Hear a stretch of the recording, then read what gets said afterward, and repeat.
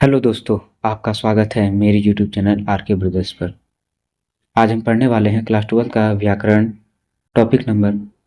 Topic है वो वर्ण। वर्ण से संबंधित 50 ऑब्जेक्टिव प्रश्न करने वाले हैं जो एग्जाम की दृष्टिकोण से बहुत ही महत्वपूर्ण है।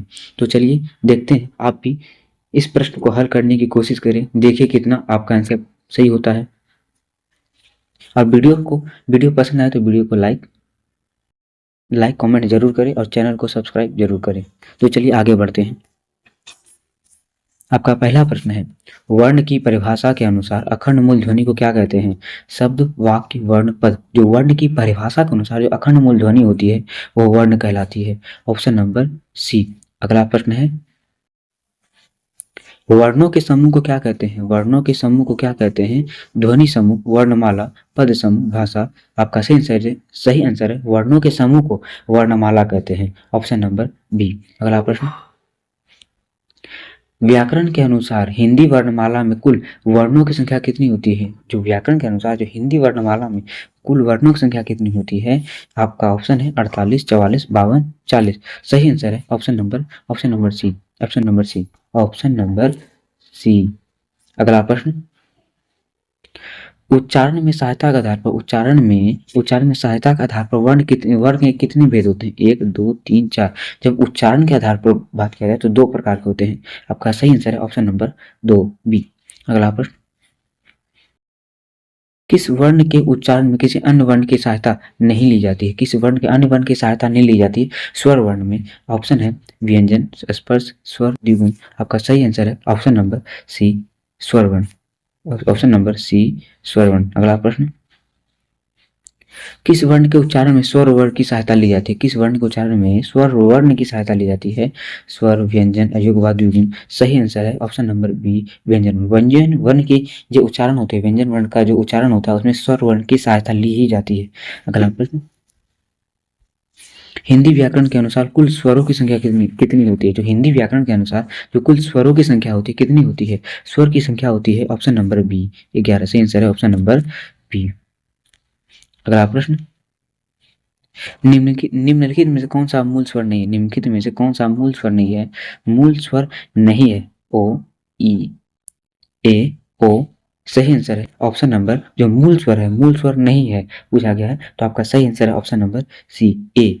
ए जो है इसका इसका जो होता है अ प्लस ए, इससे होता है। यह मूल ध्वनि नहीं, यह संयुक्त ध्वनि है, यह संयुक्त स्वर है, इसलिए सही आंसर है ऑप्शन नंबर सी। अगला प्रश्न,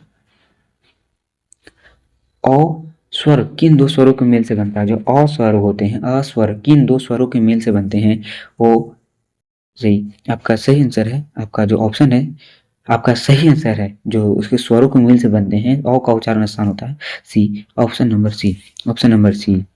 अगला प्रश्न, उच्चारण में उच्चारण में सबसे कम समय लगने वाला स्वर क्या क्या क्या कहलाता है? जो उच्चारण में कम समय लगता है तो उसे क्या कहते हैं?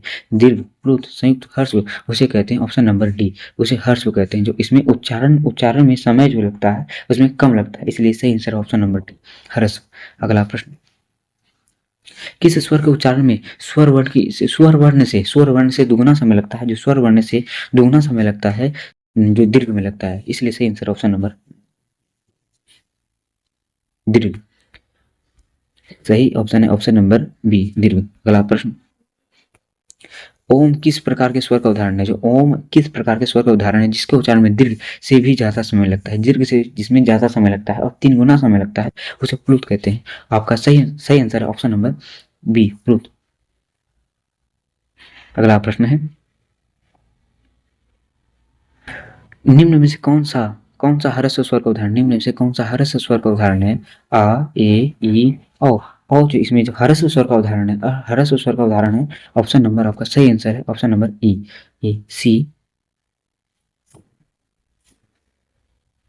आपका अगला प्रश्न है, निम्न में से कौन सा दीर्घ स्वर का उदाहरण नहीं है? निम्न में से कौन सा दीर्घ स्वर का उदाहरण नहीं है? दीर्घ स्वर का उदाहरण है, ये उदाहरण है, दुर्भोग भी उदाहरण है, ए भी उदाहरण है। आपका सही answer option number C, option number C, option number C, E.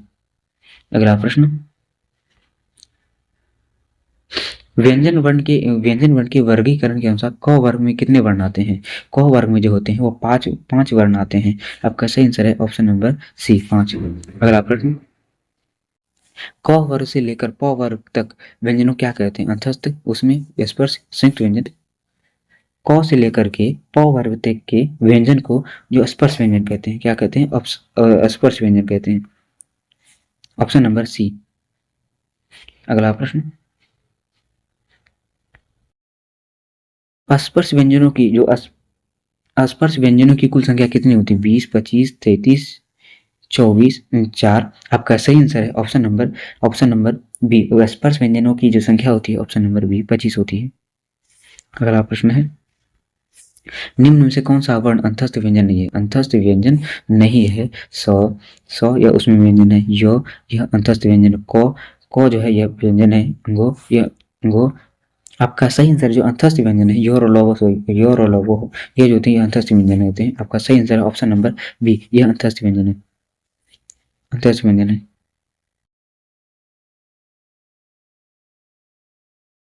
अगला प्रश्न है,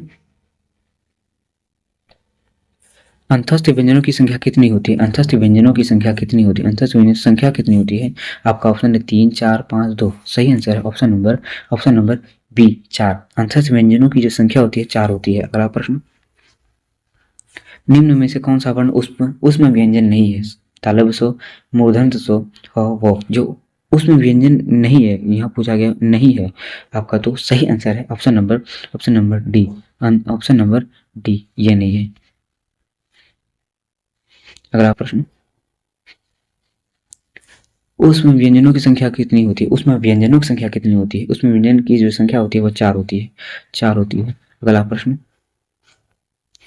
व्यंजनों की कुल संख्या जो स्पर्श अंतस्थ उसमें की संख्या कितनी होती है? तीनों जो मिलाकर के जो व्यंजनों की कुल संख्या जो स्पर्श अंतस्थ और उसमें को मिलाकर कितने होते हैं? आपका सही आंसर है ऑप्शन नंबर सी। 33 संख्या होती है, 33 वर्ण होते हैं।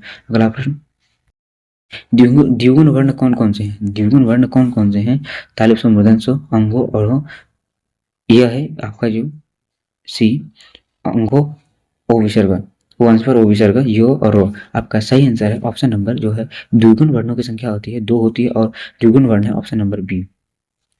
अगला प्रश्न, अयोग्य वाहक कौन सा अयोग्य वाहक वर्ण कौन कौन से? अयोग्य वाहक वर्ण कौन कौन से हैं? आपका सही आंसर है ऑप्शन नंबर ओ अंश पर ओ विसर्ग, सी।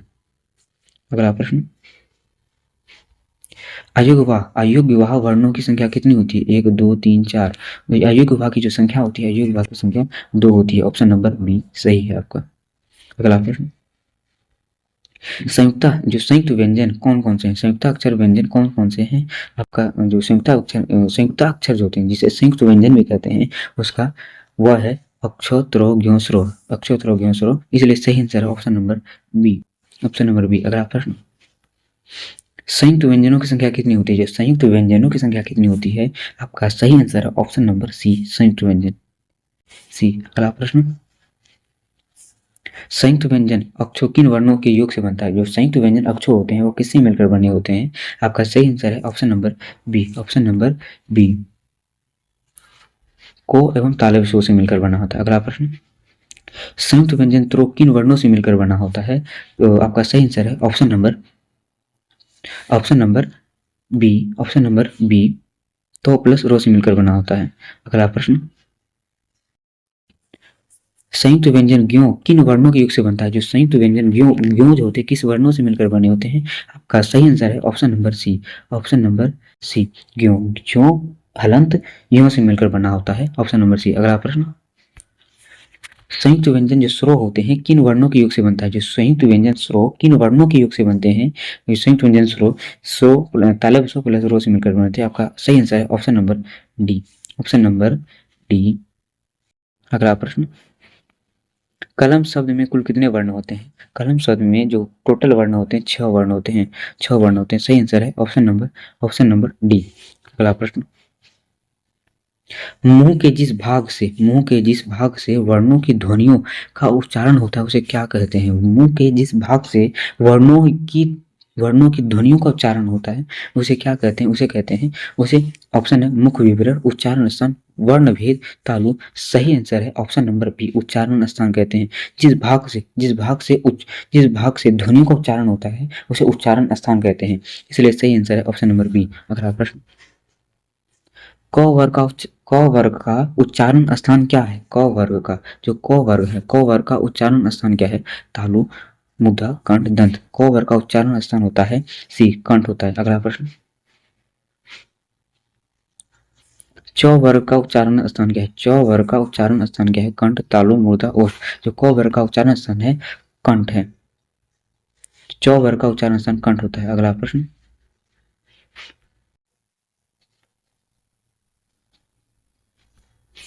ट वर्ग का उच्चारण स्थान क्या है? ट वर्ग का उच्चारण स्थान क्या है? दंत, ओष्ठ, तालु, मूर्धा। आपका सही आंसर है ऑप्शन नंबर डी, मूर्धा। अगला प्रश्न है, त वर्ग का उच्चारण स्थान क्या है? त वर्ग का उच्चारण स्थान क्या है? दंत, दंत हो गया, दंत हो गया, मूर्धा हो गया, कंठ हो गया, ओष्ठ हो गया। आपका सही आंसर है ऑप्शन नंबर ए, दंत।